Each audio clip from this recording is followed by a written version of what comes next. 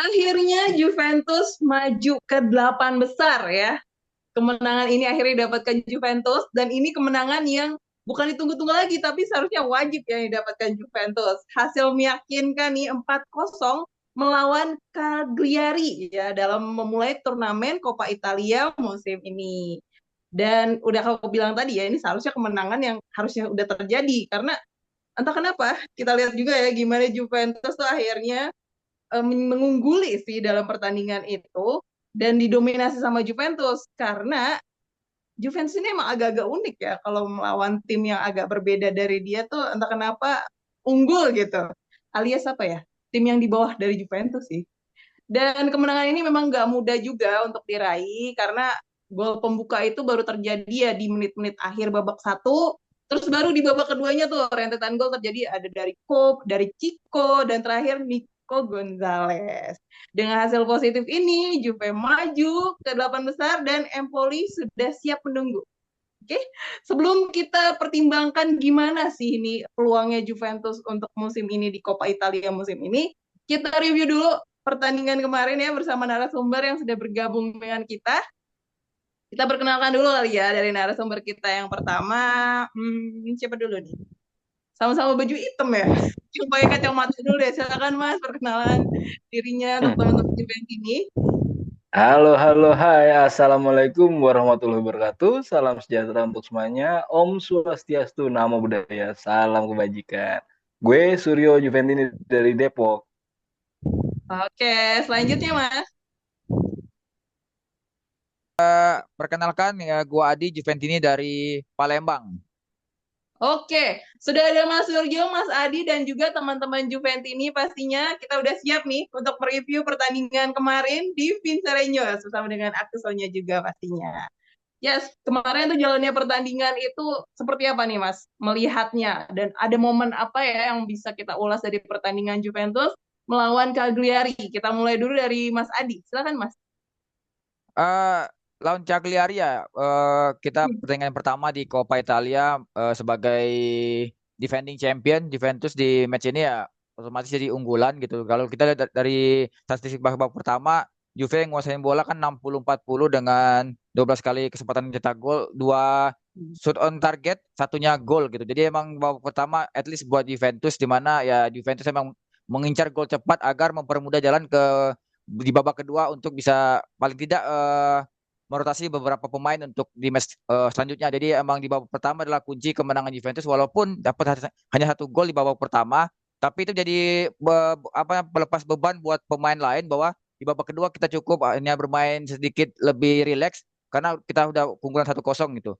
Dan di babak kedua justru lebih bagus lagi karena walaupun Juve kalah ball possession secara 4-8-5-2 dari lawannya, tapi Juve bisa menciptakan 3 gol di babak kedua. Ini membuktikan hasil akhir 4-0 emang benar-benar Juve di sini sebagai yang sangat superior gitu. Walaupun ada beberapa pemain yang agak sedikit dirotasi ya posisi nanti kita bahas nanti di pertandingan selanjutnya bahwa di match ini emang agak sedikit awalnya tricky ya karena kita tahu match-match tim kecil ini kita kemarin bisa lawan Venezia di tempat yang sama tiba-tiba di match Copa ini Juve bisa seperti yang macan tidur ya, macan lagi tidur tiba-tiba bangun bisa mencetak 4 gol ya di mana ya ini salah satu target Mota dari manajemen bahwa kita harus masuk final di Coppa Italia. Artinya perjalanan di Coppa masih ada 3 sampai 4 match lagi tapi perjalanan awal dimulai dari sekarang dan dengan skor 4-0 ini ya emang pantas Juventus menang dengan permainan yang lebih superior dan kita tahu Juventus itu klub besar otomatis ya cara bermain seperti ini dan skor 4-0 yang seperti diharapkan Juventus ini kebanyakan di bawah Juve menang, bermain baik dan skornya besar gitu soalnya. Oke, baik Mas Adi. Itu tadi tanggapan dari Mas Adi ya. Juventus ini ibarat macan yang tidur akhirnya bangun lagi. Gimana dari Mas Suryo ngelihat pertandingan kemarin Mas babak satu, babak kedua sampai akhirnya dapat 4-0 dan kita benar-benar mendominasi pertandingan. Silakan Mas Suryo. Cerah, secerah, luar biasa ya kan. Kemenangan yang diharapkan oleh para Juventini di Coppa Italia akhirnya terwujud. Dai, dai, dai ya kan. Istilahnya kita memang layak untuk menang dan walaupun memang di gol di babak pertama itu dalam tanda kutip agak lama ya terciptanya ya. Cuman ya itulah memang sebagai pembuka keran daripada motivasi pemain-pemain ini bahwa kita itu memang layak mencapai final di Copa dengan membantai Cagliari 4-0, hasilnya terbukti, dan kita lupakan di Serie A dengan hasilnya yang kemarin kurang bagus, seri ya kan melawan Venezia. Ya sudah, cukup senang dan menang, senang dan terus menang. Oke. Itu jadi penyemangat baru juga buat Juventini dan juga pasti semuanya ya udah mendukung Juventus selama ini. Dan kita lihat juga sih Mas, kalau dari pertandingan kemarin itu kan ada poin penting juga ya. Di sana tuh ada rotasi pemain yang bisa kita lihat ya kan, karena ada beberapa pemain kan ngalamin cedera. Jadi ada rotasi kayak misalnya Locatelli yang jadi back tengah, terus juga ada Weston, McKennie ya dijadiin juga back kiri. Padahal sebenarnya mereka, oh ya, jadi back kiri sebenarnya mereka pemain tengah ya, dijadiin back gitu. Gimana tanggapan dari narasumber kita ngelihat rotasi pemain kemarin? Silakan dari Mas Suryo dulu. Ya, ini sebenarnya suatu eksperimental yang dicoba oleh Thiago Motta di Coppa Italia, di mana ini dia mempercayakan full kepada Locatelli menjadi center back, dan kepercayaan ini dibayar dengan tuntas oleh Locatelli dengan bermain bagus dan cantik melawan Cagliari. Ya, memang lawannya ini sekelas dalam tanda kutip, mohon maaf, Cagliari, tapi kepercayaan yang diberikan oleh Motta itu dibayar full oleh McKennie dan Locatelli dengan bermain cantik, lugas, tepat, dan sesuai dengan harapan kita, yaitu menang. Iya, mereka mainnya bagus. Kalau dari Mas Adi gimana ngelihatnya? Itu keputusan yang good nggak sih jadiin mereka pemain back ya? Apa yang sebenarnya emang sama-sama potensial aja dijadiin posisi itu? Ya, sebenarnya kan kalau dari squad yang dibawa, yang diumumin Juventus bahwa Juventus di match ini cuma bawa 4 back, Savona, Gatti, Kalulu sama Danilo gitu. Otomatis kalau kita lihat mau rotasi, ya kita lihat sebenarnya lini belakang tuh nggak punya rotasi lagi ya. Benar-benar 4 pemain itu yang akan main gitu. Tapi tiba-tiba di pertandingan ini Locatelli jadi center back, terus McKennie jadi full back kiri gitu. Jadi seperti kejutan lah buat Juventus ini. Oh, tiba-tiba kita dapat line up yang agak sedikit berbeda nih, di mana Locatelli jadi back, terus juga McKennie jadi full back kiri, yang di mana ya mungkin Locatelli jadi center back mungkin agak sedikit lebih enak ya, karena posisinya tinggal mundur dari tengah ke belakang. Tapi beda sama McKennie yang tiba-tiba harus jadi full back, itu kan jadi agak sedikit tricky dalam kondisi pemain tengah terus masuk ke jadi full back kiri, apalagi dia bermain di kaki yang tidak di kaki terkuatnya, dia main kaki kanan tiba-tiba main di fullback kiri, dia kan agak sedikit lebih uji coba sih, kayak sedikit gambling, tapi berhasil karena McKennie bermain bagus di 90 menit. Locatelli main bagus di 58 menit karena menit 58 Gatti masuk gantiin Kopainers, jadi Locatelli kembali lagi di posisi aslinya. Ya jadi aslinya sebuah apa ya, sebuah uji coba dari taktikal Mota yang mereposisi beberapa pemain cukup sukses di pertandingan ini, walaupun ya hanya level Cagliari, kita belum tentu apakah formasi seperti ini bisa dipakai di match-match selanjutnya, terutama di Coppa Italia lagi ya nanti. Tapi kalau untuk di Liga, kurasa uji coba seperti ini akan sangat riskan karena ya tetap Locatelli bukanlah seorang center back sejati, ataupun McKennie bukanlah seorang fullback sejati. Jadi tetap pemain ini punya kelebihan di posisi aslinya.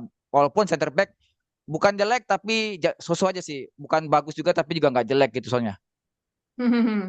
Sebenarnya balik lagi ya ke potensi maksimal yang kita kan maunya biar menang, potensinya maksimal ya, balik lagi ke Ya. posisinya. Tapi ngelihat uji coba kemarin agak menarik juga ya nggak sih teman-teman Juventus ini? Menurut kalian kayak gimana nih pendapat kalian untuk pertandingan kemarin?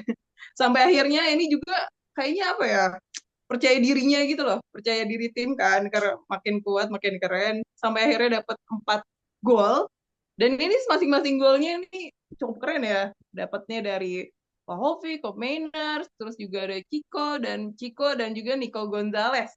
Gimana tanggapan narasumber kita nih untuk ngelihat performa gol dari masing-masing pemain? Silakan dari Mas Adi.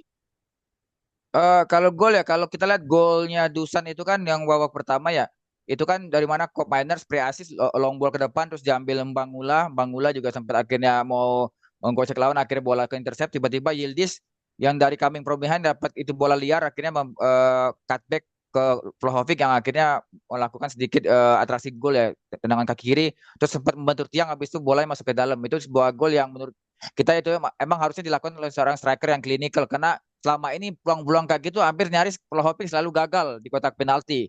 Alhamdulillah di match ini ya kita dapat gol pertama, ini mana gol itu jadi semakin suntikan motivasi bahwa di babak kedua Juventus bisa lebih rileks karena melepas beban yang sangat besar. Kalau skor 0-0 di babak pertama, gue rasa babak kedua akan semakin beban berat buat Juventus, karena kalau sampai babak kedua tidak bisa mencetak gol juga, artinya kan kita akan nambah extra time 2 kali 15 dan adu penalti. Jadi beban gol Vlahovic ini sebagai pembuka jalan bahwa Juventus akan bisa melaju ke babak selanjutnya. Dan babak kedua kita punya tendangan bebas yang dimana Juve udah lama kali ya kita nggak ngegolin tendangan bebas kali, dan ini juga akhirnya 2 match beruntun kita dapat gol set piece, sebelumnya gol Gatti dari corner, sekarang gol Kopanya lewat free kick gitu. Dan ini kan jadi salah satu apa namanya, punya plan B yang baru, artinya punya senjata baru bahwa set piece bisa dimanfaatkan sama Mota gitu. Gol ketiga ini hasil Nico yang intercept passing dari pemain Cagliari terus kasih terupas ke Chico dengan skill individu akhirnya bisa memplacing bola ke sudut jauh gawang dan akhirnya gol ketiga. Kalau untuk gol keempat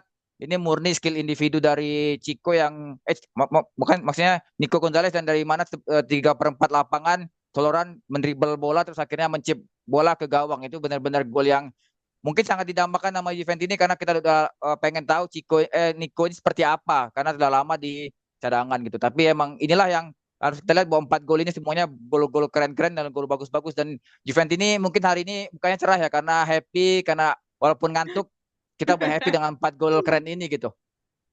Iya. Tapi gol favoritnya siapa Mas Adi? Gol Nico di gol keempat. Gol keempat dari Nico Gonzalez ya. Nah, Ya. itu dari pendapatnya narsum kita Mas Adi. Gimana dari Mas Suryo? Komen nih Mas, 4 gol, sama-sama keren golnya. Gimana Mas ngelihat masing-masing pemain? Itu kan tadi pendapat Mas Adi. Mungkin ada masukan lain dari Mas Suryo. Silakan Mas. Iya, atas izin Tuhan atau izin Allah Subhanahu wa taala gitu. Proses golnya Vlahovic, terutama gol pertamanya dengan melintir-melintir sana sini ya kan, kaki kiri ya kan, dan akhirnya gol ya kan. Walaupun memang Vlahovic di menit 55 ya kan sudah bermain brilian dengan mencip bola gol, tapi VAR. Terus kemudian di menit 77 yang seharusnya dia mencip bola malah dibawa ke tiang agak jauh dan tidak jadi gol. Ya itu dia, makanya Vlahovic itu perlu ketenangan sebenarnya di sini. Dia itu sebagai striker klinikal udah alhamdulillah gitu kan. Maksudnya atas izin Tuhan juga gitu, atas izin Allah bisa menggolkan di babak pertama. Kemudian yang kedua, melalui golnya Koop Miners itu adalah murni skill individu karena di atas hasil free kick, dan itu merupakan progresif yang baik di mana di eranya Thiago Motta kita mendapatkan gol dari bola mati itu statistiknya sedikit ya. Kemarin tadi sudah dibahas panjang lebar oleh Bro Adi. Kemarin golnya Gatti ya kan dalam melawan Venezia, sekarang Koop Miners, artinya ya pelan-pelan progresif melalui gol bola mati itu menunjukkan yang sesuatu yang signifikan secara baik. Terus kemudian yang ketiga golnya Francisco Conceição itu ya memang skillnya dia, placingnya dia, dan dia berani walaupun kecil-kecil cabai rawit ya kan, berani masuk nusuk kemudian placing dan menjadi gol. Itu ya oke banget gitu. Yang keempat adalah kecerdasan dari seorang Nico Gonzalez. Kalau menurut gue, ya dia melihat itu sudut jauh, kemudian ya dengan skill individu dan kecerdasan, dan itu menjadi gol gitu, Mbak Sonya. Oke. Kalau dari gol-gol yang menarik itu Mas, siapa dong favoritnya? Tadi kan Mas Adi udah Nico Gonzalez. Kalau Mas Suryo siapa? Ya karena gue sendiri tidak terlampau tinggi ya, gue menjadikan favoritnya ya golnya placingnya Francisco Conceição juga itu ya kan, itu kecil-kecil cabai rawit ya kan, Francisco Conceição. Jadi golnya gue yang ketiga kayak gitu. Oke. Ketiga ya, Chico, terus juga ini tadi Nico Gonzalez ya.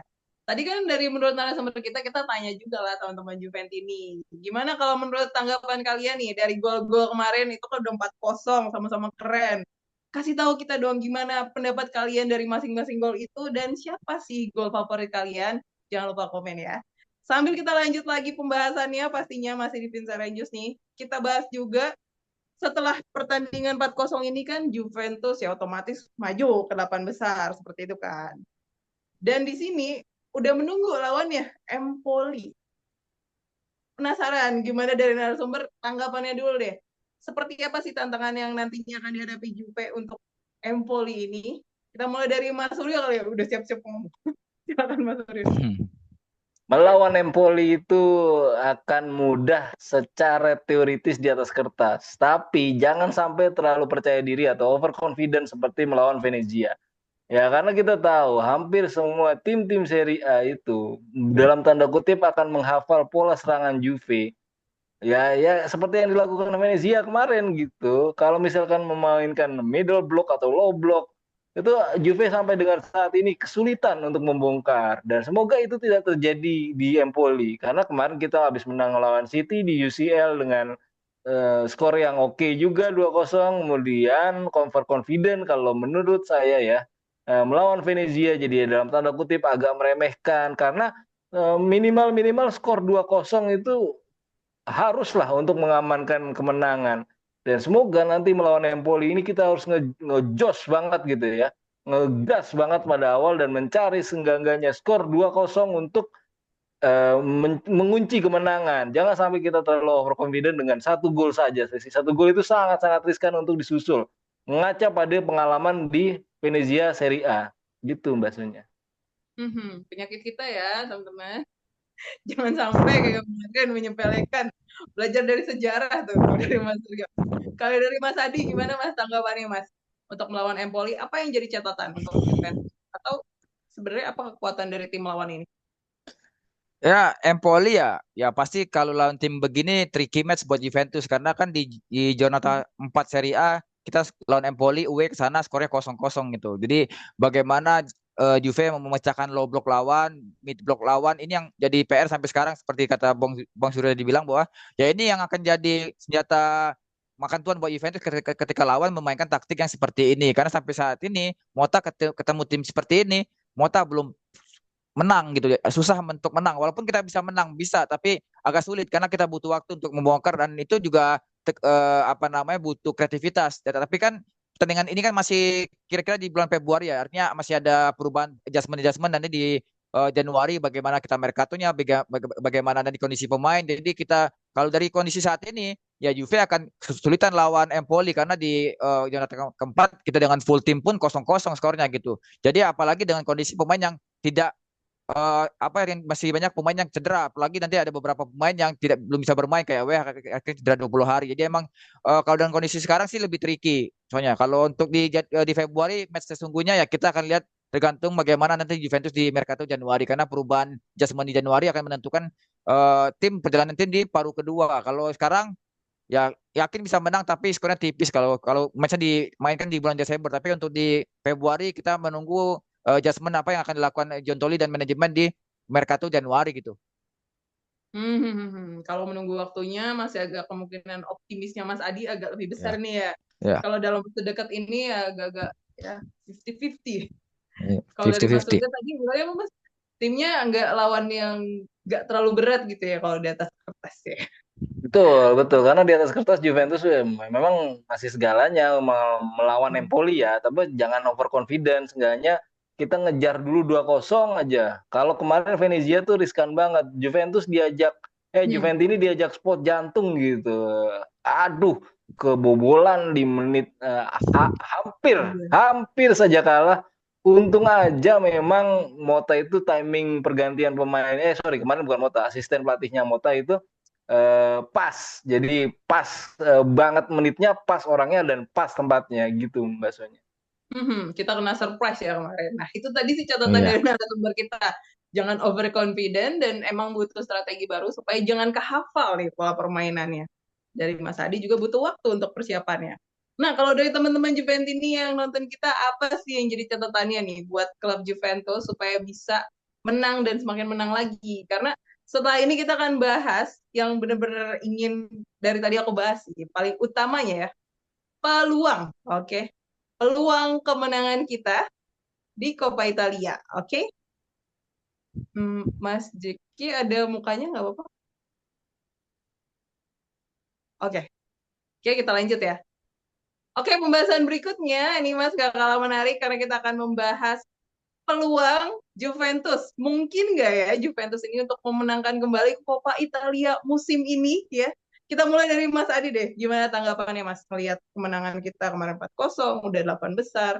Seperti apa Mas melihat peluangnya?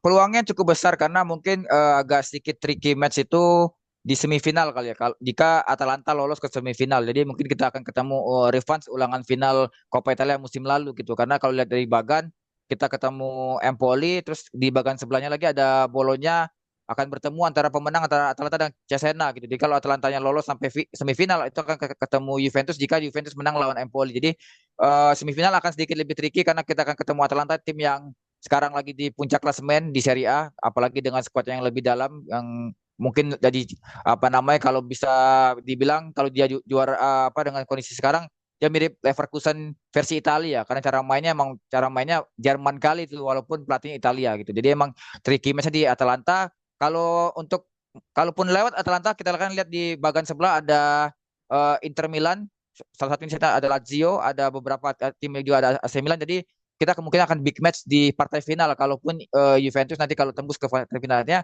peluang minimal target manajemen bahwa finalis itu akan bisa tercapai. Soalnya kalau lihat dari bagan kita yang bagan Juventus yang lebih enak dibandingkan bagan sebelah. Tapi seperti gue bilang tadi bahwa Empoli kita harus lewatin dulu, Atalanta jika emang Atalanta ketemu Atalanta kita harus lewatin juga, baru baru nanti kita mencapai ke partai final. Nanti siapapun lawannya di final semuanya tetap harus big game walaupun lawannya nanti tim-tim semenjana juga di final atau nanti ketemu Inter ya kita tetap harus fight karena final ya tetap final gitu apalagi kita sebagai juara bertahan ya tentu mempertahankan gelar kan lebih sulit daripada meraih gitu. Mempertahankan lebih sulit daripada meraih, kata Mas Adi. Sebenarnya kemungkinan menangnya itu ada ya Mas Adi ya? Ada. Berapa persen Mas? Ya kalau peluang juara sih 70. 70% ya untuk menangin Ya. Coppa Italia musim ini. Oke, kalau dari Mas Suryo, ayo kita bahas Mas. Kan udah 8 besar nih. Kemungkinannya gimana Juventus untuk bisa memenangkan Coppa Italia musim ini? Dan sebenarnya apa aja sih trik yang bisa dilakukan Juventus untuk bisa memenangkan Coppa Italia ini ya? Dari pandangannya Mas Suryo, silakan Mas. Jadi sampai final target itu adalah target realistis dari Juventus untuk optimisme, tapi kita juga perlu langkah antisipatif, jadi ada step solutifnya gitu. Nah, melawan tim yang paling dekat Empoli dengan sistem yang Coppa Italia seperti ini, gue kan akan ngasih saran kalau bisa kita latihan tendangan penalti. Karena kita nggak ada yang tahu melawan tim macam Empoli ini kalaupun kesulitan membongkar dan skornya itu akan 0-0-0-0 sampai menjadi penalti, sebuah langkah latihan tendangan penalti juga bisa menjadi langkah antisipatif untuk mengunci kemenangan seandainya memang pemain-pemain Juve mengalami kebuntuan dalam memecah mid block atau low block Empoli yang memang sering sih tim-tim kayak gini yang menjadi tricky kayak gini nih. Itu kalau menurut gua. Jadi target realistis tapi langkah antisipatif supaya jadi step yang solutif seperti itu. Jadi latihan tendangan penalti diperlukan untuk melawan tim macam Empoli ini, Mbak Sonia. Oke, berarti dari Mas Suryo optimis menang Coppa Italia musim ini? Optimis di angka 80%. Karena memang seperti yang Bro Adi sebutkan tadi, bagan kita di sebelah kiri itu tidak sesulit dalam tanda kutip sebelah kanan. Karena duo kota Milan itu akan saling bunuh seandainya ketemu gitu. Nah, kita sebagai di kiri ini tetap confident tapi jangan over dan tetap optimis tapi jangan terlalu pede juga gitu, Mbak Sonia. Jangan sampai overconfident dan jangan nyepelin siapapun lawannya nanti dah itu intinya. Betul. Juventus ya, tolong ya jangan kasih kejutan yang unik-unik lagi. Ini udah bagus nih.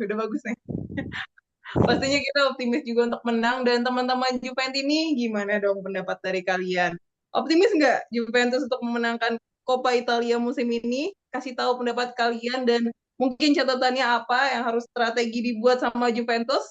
Dan pembahasan tentang preview pertandingan Coppa Italia ini pasti masih terus kita lanjutkan, tapi kita lanjutnya untuk sesi berikutnya karena masih akan ada lebih banyak lagi yang dibahas ya. Masih bersama dengan Sonya sebagai host dan juga narasumber kita pastinya ada Mas Suryo dan Mas Adi. Terima kasih juga untuk teman-teman yang sudah menyaksikan. Jangan lupa untuk dukung kita Suara Juventus ini, kasih like-nya dan boleh subscribe ya untuk berlangganan supaya nggak ketinggalan konten-konten menarik kita. Dan lebih update lagi, kita ada gabung ya Mas ya membershipnya di Suara Juventini. Kalian bisa gabung di sini dan akan dapat setiap info-info terbaru dari Juventus pastinya dan bisa dibahas bersama dengan narasumber kita di sini. Oke, sampai jumpa di sesi berikutnya pastinya. Kita lanjut ke sesi berikutnya ya bersama dengan Mas Suryo dan Mas Adi lagi. Oke, Vino alla fine. Forza Forza Juve. Juve.